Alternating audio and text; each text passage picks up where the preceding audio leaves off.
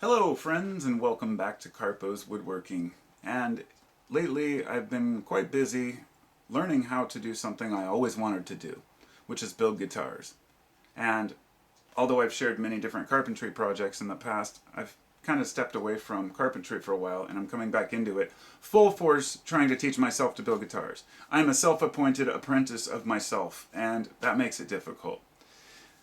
I started this video earlier and I ended up going back to the nostalgia of the 90s and when I used to, 80s and 90s, when I'd have to hit record on my tape player so I could catch the song from Dust in the Wind or Crosby, Stills and Nash or something so I could learn to play that song on guitar.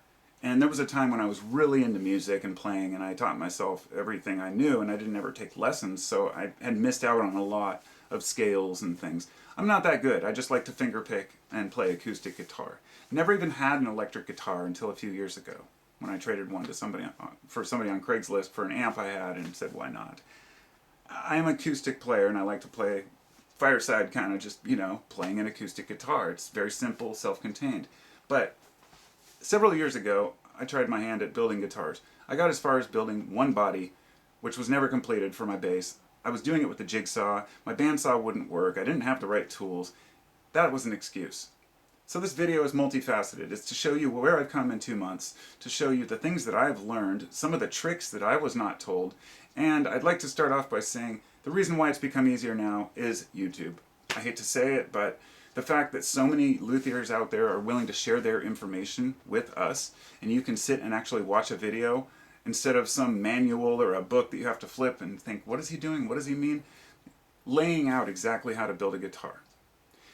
What I've learned in this 2 months is a lot of people who are luthiers don't actually even build their own guitar necks. They will order them from China, Amazon, America, wherever it might be, but they order necks pre-made and then they, finish them to their specifications.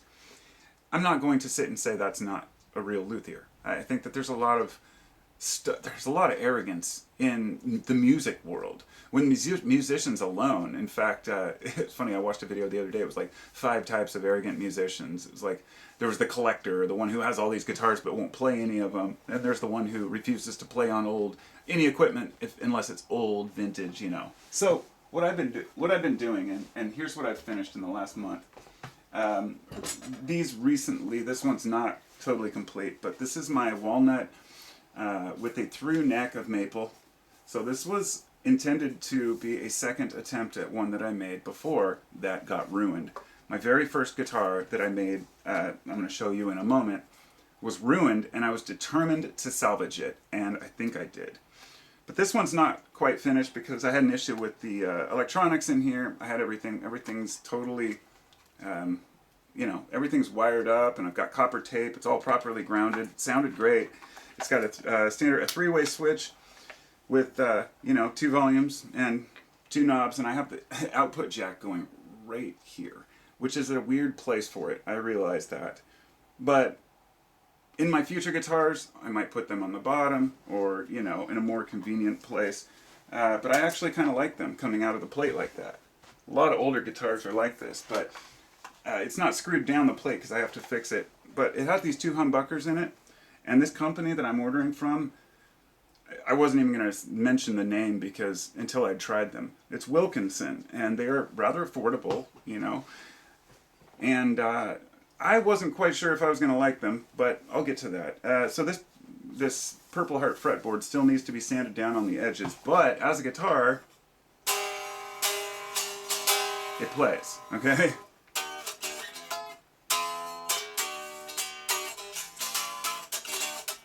So the chords play, and I am very happy about this.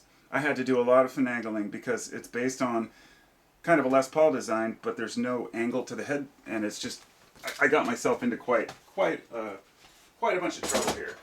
So behind that guitar, I wish I could show you guys this, but this is basically a Strat reproduction with a fretboard that's made out of zebra wood, and the neck is a laminate out of Purple Heart and Paduke.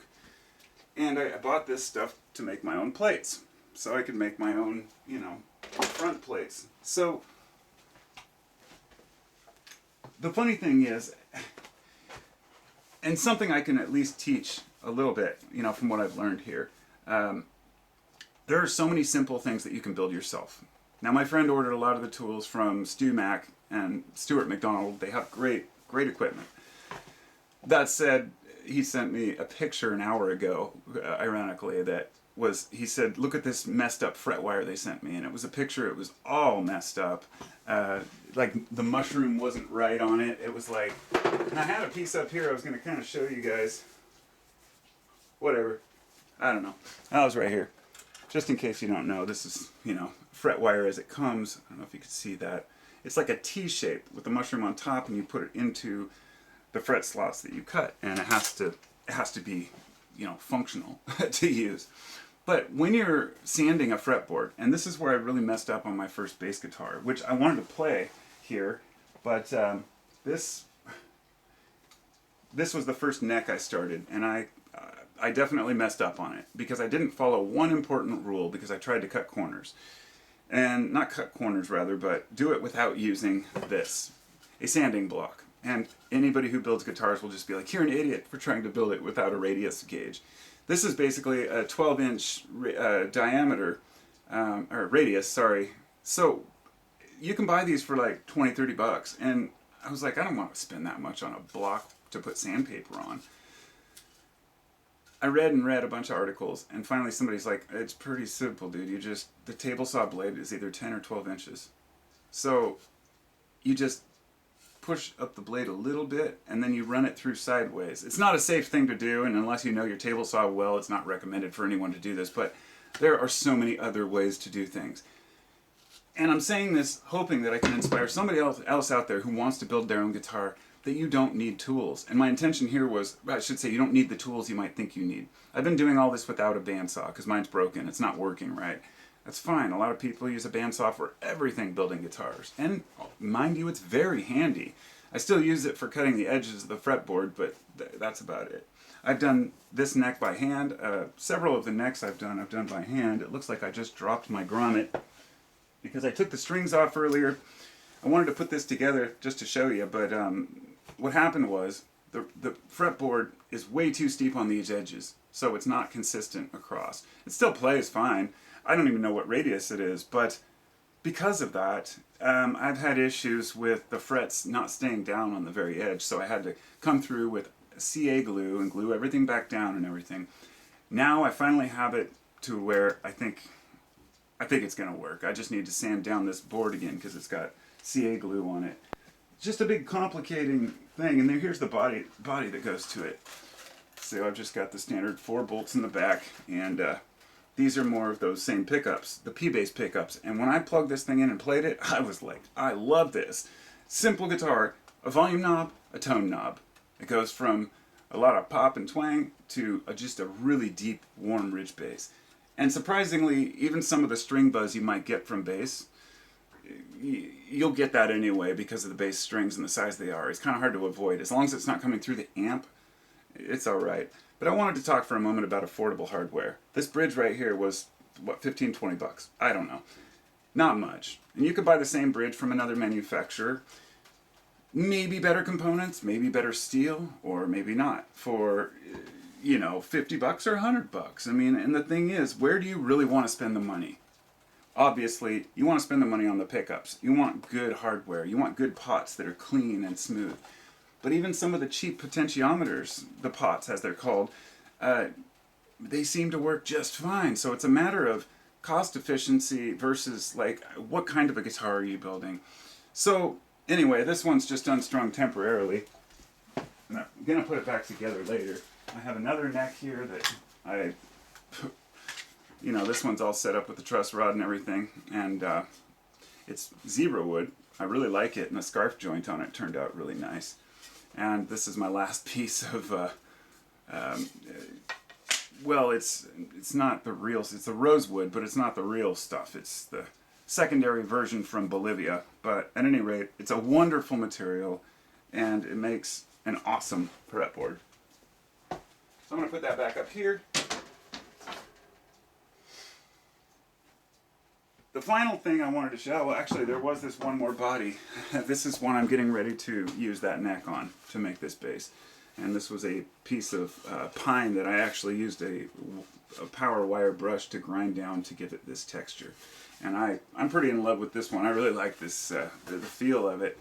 And this little top volute kind of acts as even a handle.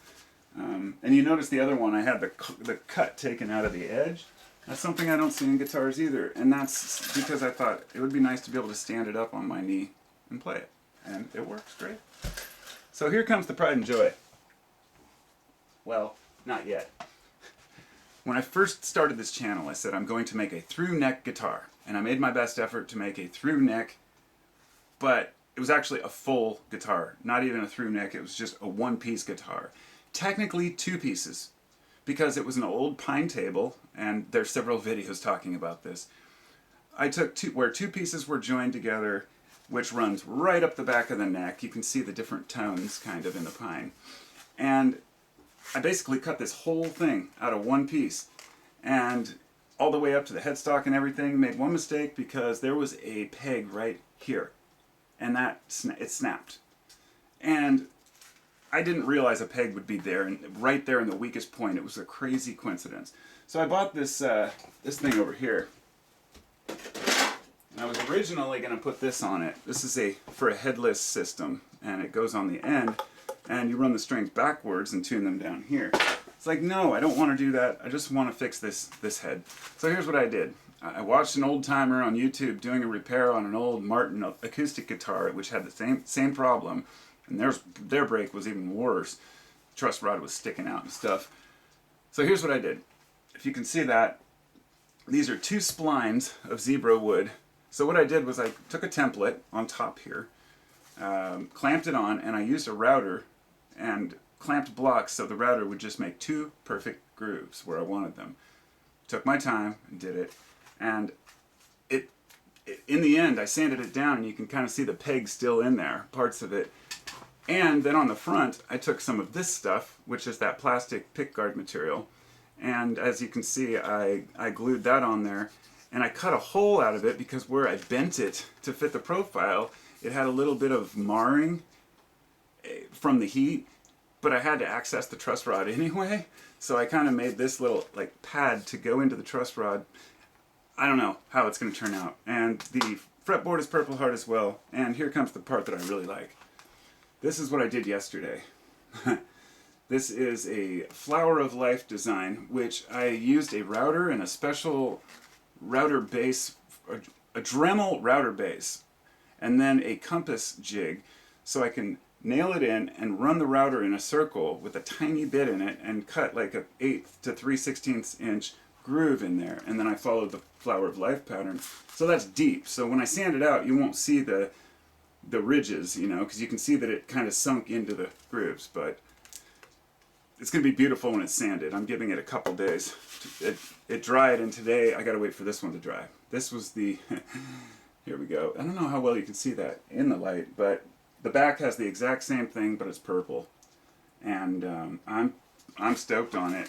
I don't want to make the mistake of moving this thing around too much while it's drying, because yesterday I stood the guitar up before I realized, and the green was all dripping out, because it takes hours to harden to the point where it, you know, where you can sand it. But I think this is going to be something special. I'm really, really hoping that when I string this puppy up, that head doesn't break. If it does, I'm going to be bummed. Really bummed, because I've spent a lot of time on it. But it is what it is, my friends. And that's just what life's all about.